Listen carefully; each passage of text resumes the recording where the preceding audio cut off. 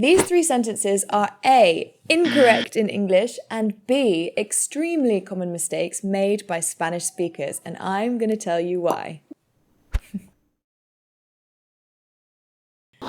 Hello, I'm Georgie, and I've been teaching English and learning Spanish at the same time for a while now, so I know the Spanish speaker quite well, and I also know what it's like to learn a language.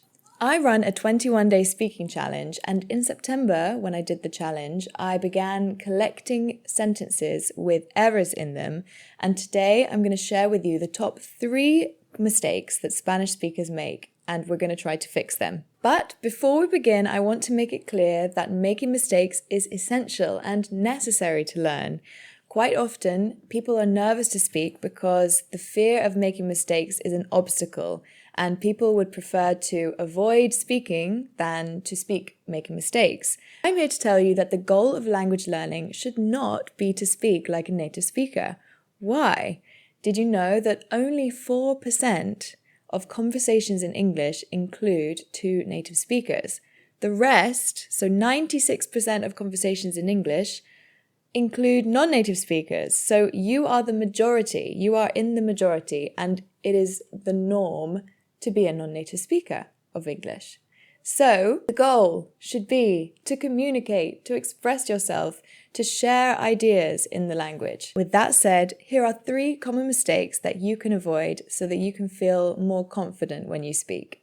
Okay, number 1, have a look at these sentences. Okay, they are all in the same category of errors, but these ones at the top are one type of error in this category, and these ones are another type of error in the same category. Okay, so I'll tell you in 3, 2, 1. Okay, it is the difficulty with the subject of the sentence.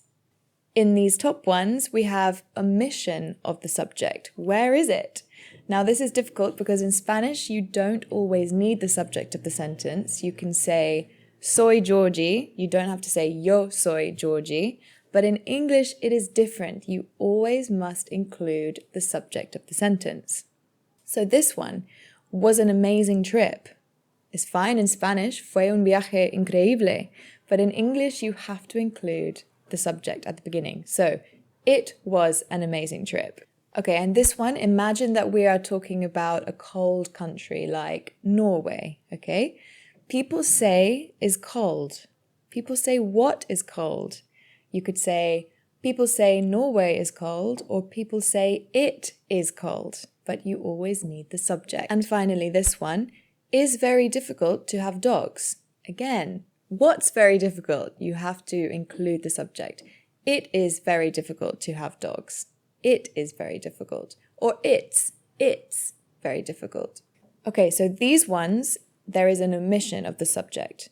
So we have this one end of the spectrum, which is 0 subject, and then we have the other end of the spectrum, which is too many it's the subject too many times. So, my weekend, it was great. You already have the subject, my weekend. You don't need to say it again, it. You have it twice, my weekend and it. You don't need both. You could say, my weekend was great, or it was great. The second one, I'm curious how it looks the earth. Again, we have the subject twice. We have the earth and it. You don't need it. You say, I'm curious how the earth looks. Okay, that's another thing. We have to change the order of the sentence. I'm curious how the earth looks. Number 2. Okay, this one drives me crazy. It drives me crazy because even super advanced learners of English make this mistake. I have friends that speak fluently, confidently, beautifully, and that they still make this mistake. So if you can avoid this one, you will be unlike 90% of Spanish speakers. The people is. People is fun. People is crazy. People in English is a countable noun. In Spanish, it is an uncountable noun. La gente. Es una persona, dos personas, tres personas, pero la gente es. In English, it's 1 person, 2 people, 3 people, 4 people. People is countable. You can count it. So the mistake is that people is not the third person singular. It's not the people is, it's the third person plural, which is they. They are. The people are. The same thing happens with does and doesn't. Okay? The people don't like chocolate. People don't like chocolate. Not people doesn't like chocolate. Okay? So the corrections here are the people are fun. The people are amazing. The people are not shy.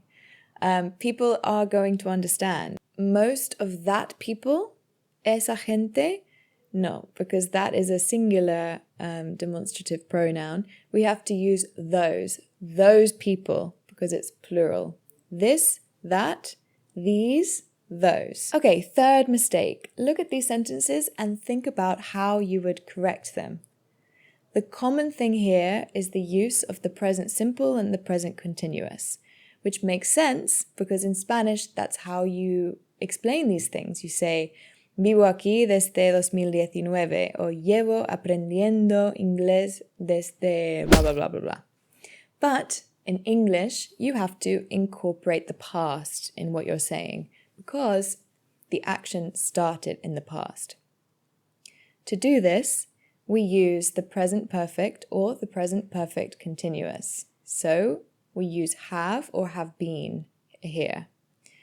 You started learning English in the past, you are continuing to do it, and maybe you have stopped or you are continuing into the future. We have two options here. You could use the present perfect. I have studied English for 2 years.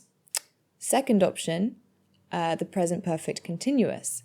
I have been studying English for 2 years. They both mean the same thing, but the continuous puts emphasis on the fact that you are continuing. I have been learning English since I was at school.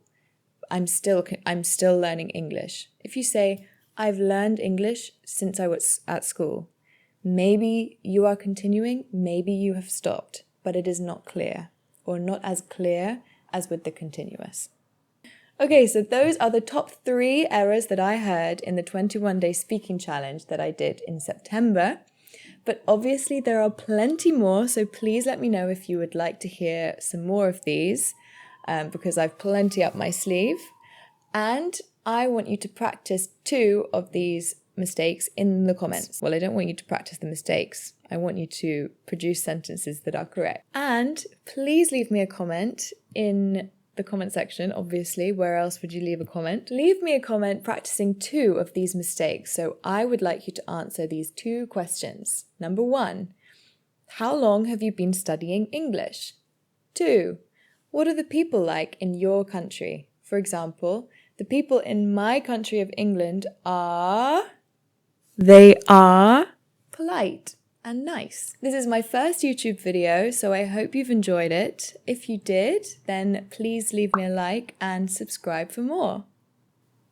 I also have a TikTok account, which I started in January, where I have lots more short English videos for you to check out. And all the videos are also on Instagram. So here are my things for you. Bye!